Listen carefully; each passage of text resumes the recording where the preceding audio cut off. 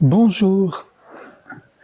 Alors aujourd'hui, je vais répondre à plusieurs questions en même temps qui toutes finalement, à mes yeux, tournent autour du même thème. Ça, en fait, il y a deux thèmes. Il y a l'ego et le moi sans ego, que j'intitulais le moi fonctionnel, mais mon ami José m'a fait observer que c'était péjoratif pour lui, le terme fonctionnel. Et comme je n'ai pas eu d'inspiration pour une nouvelle formule, je l'appellerai, disons, le moi sans ego ou le moi non personnel, en attendant mieux. Donc ça, c'est le premier point, l'ego et le moi. Et le deuxième point, c'est beaucoup de gens comprennent intellectuellement, disons, la notion de le soi, c'est tout ce qui est, ou la conscience, c'est tout ce qui est, il n'y a rien d'autre, apparemment. Et donc, quand on parle de certaines choses, ils disent, mais à quoi bon? Par exemple,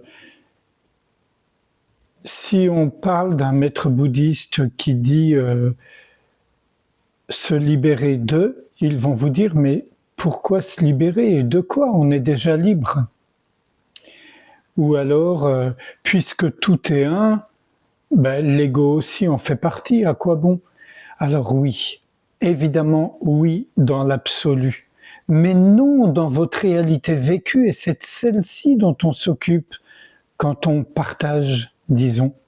Parce que si tout le monde a conscience du soi, il n'y a plus besoin de partager, ou alors on partagera en silence, ou on chantera des chansons, ou je ne sais quoi. Ouais. Comme on n'est pas ensemble, on ne peut pas se faire des gâteaux ou je ne sais quoi. Donc, voilà. Donc, si on parle, c'est précisément à la fois, quand je dis on, c'est ceux qui partagent, pas que moi, c'est à la fois pour rappeler qu'effectivement, du point de vue de la conscience éveillée, il n'y a rien d'autre, il n'y a que le soi, si on veut l'appeler ainsi, mais du point de vue de la perspective d'un individu égocentré, moi je, c'est faux, c'est pas vrai. Donc ça sert à rien de s'abriter derrière un concept parce que le soi n'est pas un concept. On utilise le mot soi ou source ou conscience ou divin pour indiquer, pointer vers, symboliser. Ça ne représente rien sinon. Le mot soi, c'est rien. Donc c'est vraiment important à mon sens de le comprendre et j'ai trouvé qu'il y avait une belle métaphore qui d'ailleurs est souvent employée, c'est celle de la graine et de l'arbre. La graine, elle contient l'arbre, mais elle n'est pas encore l'arbre. L'arbre est en elle, l'arbre est contenu dans la graine, mais il ne s'est pas encore révélé. Ben, c'est exactement la même chose pour le soi. Tant qu'on se prend vraiment pour l'individu moi-je qui pense, qui ressent, qui agit, qui comprend, qui ne comprend pas, qui a peur, qui a mal, qui est content, qui n'est pas content, bah, vous comprenez ce que je veux dire? Le soi, c'est précisément ce qui est avant tout ça, et une fois reconnu notre véritable nature, c'est tout le temps là.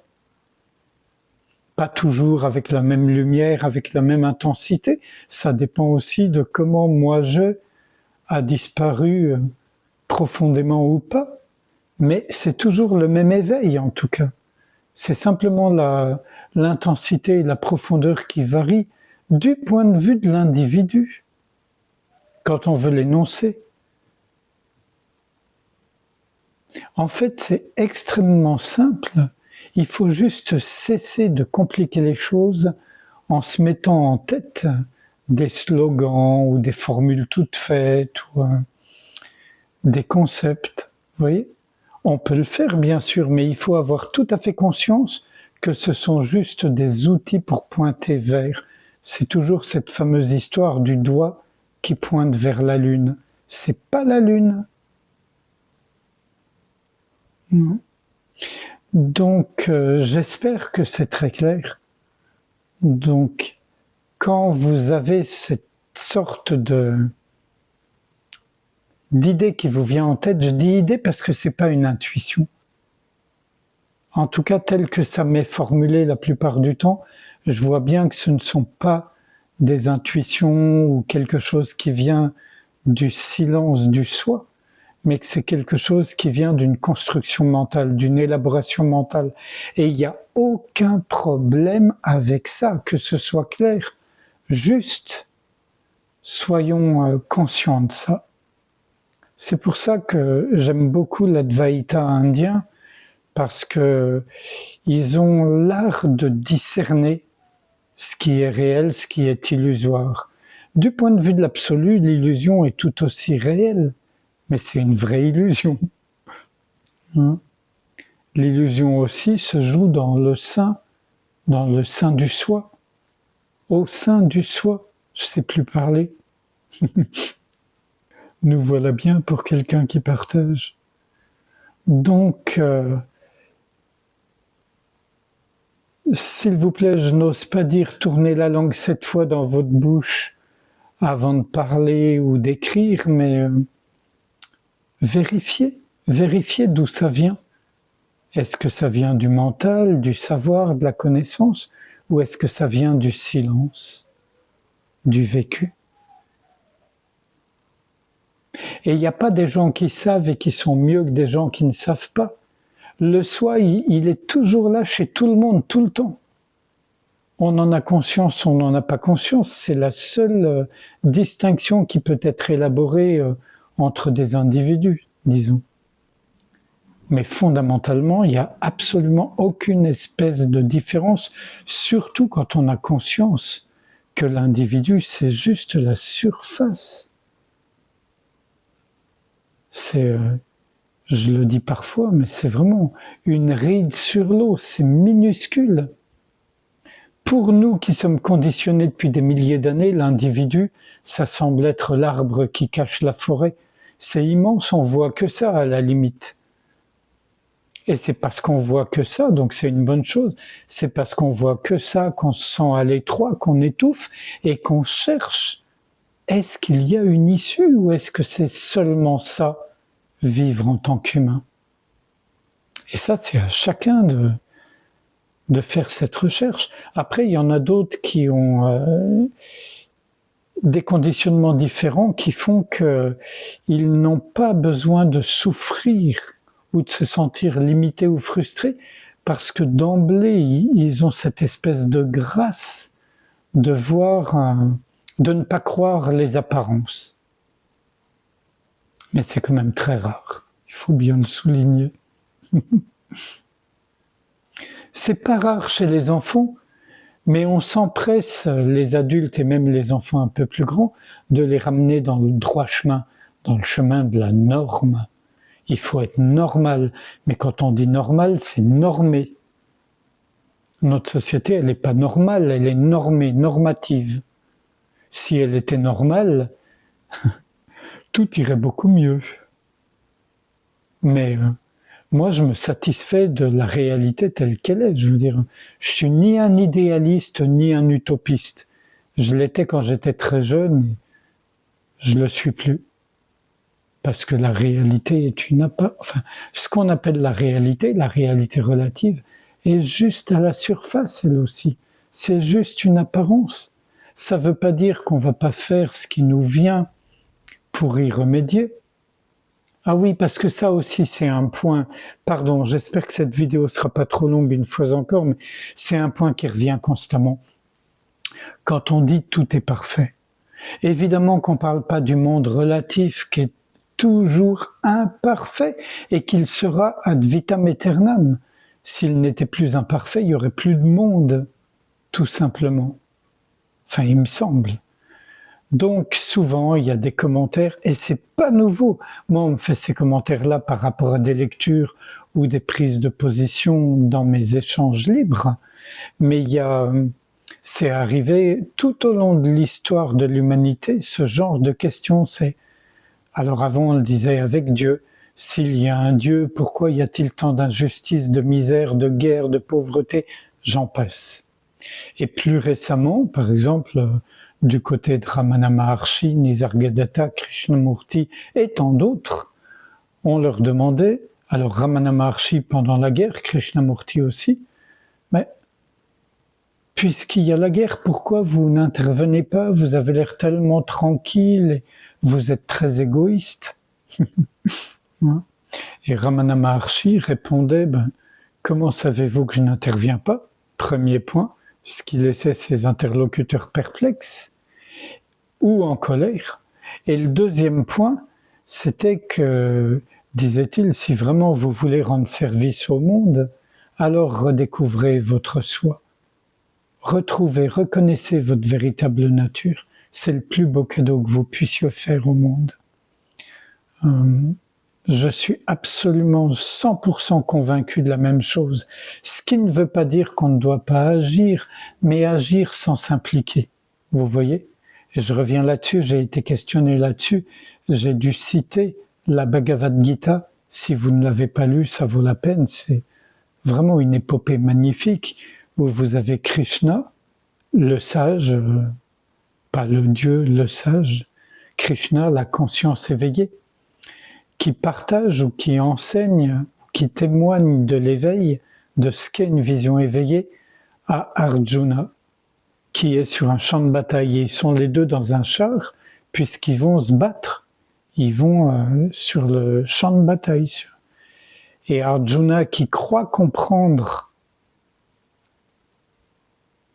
ce qu'est la sagesse, en fait, il comprend rien du tout. Enfin, il comprend de travers, il comprend comme on comprend aujourd'hui un peu. C'est-à-dire, non, je ne peux pas tuer, je ne peux pas faire la guerre, je ne peux pas, c'est pas possible. Et Krishna lui explique que il doit faire la guerre, c'est son devoir, mais sans être impliqué, sans se prendre pour l'individu qui agit, et parce qu'il n'a pas le choix. Si vous n'avez pas le choix, vous n'avez pas le choix. Même s'il y a des contre-exemples, quand les Chinois ont repris ou envahi le Tibet selon le point de vue historique qu'on a, il y avait des dizaines et des dizaines de moines assis en méditation qui ne se sont pas défendus et qui se sont laissés couper la tête ou simplement tuer comme ça, simplement. Vous voyez, à chacun de voir.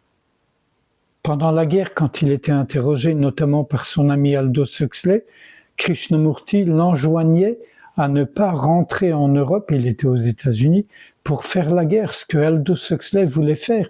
Il voulait combattre le nazisme, ce totalitarisme, le fascisme. Et Krishnamurti lui disait, à quoi bon risquer de perdre votre vie? On a besoin de vous. Il y a déjà tellement de gens sur le champ de bataille. Ça peut choquer. Et dans le même temps, Jean Klein, qui avait une vingtaine d'années de moins que Krishnamurti, et une toute autre histoire évidemment, puisque né en Bohême, et lui aussi est allé se battre contre le nazisme. Et c'est peut-être ça d'ailleurs qui a réveillé en lui, ou ravivé en lui, l'amour de la sagesse, et qu'il a emmené en Inde peu de temps après la guerre. C'est une autre histoire. J'ai été long, c'est les vieilles histoires de Papy Marc. Voilà. Papy parce que mes petits-enfants m'appellent Papy. Je peux plus dire oncle Marc. Voilà.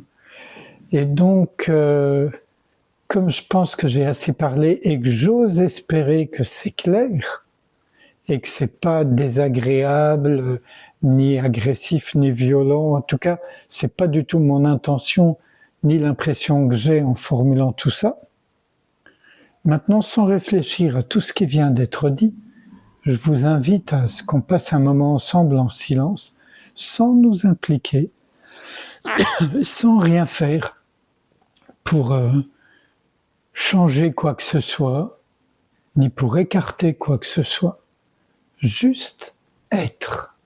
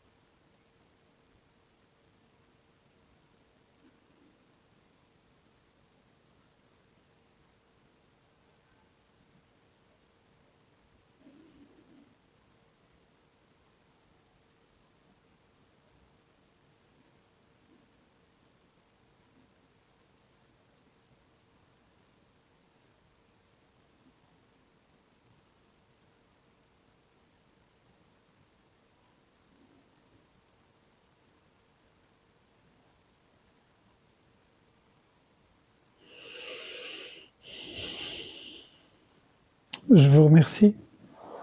À bientôt.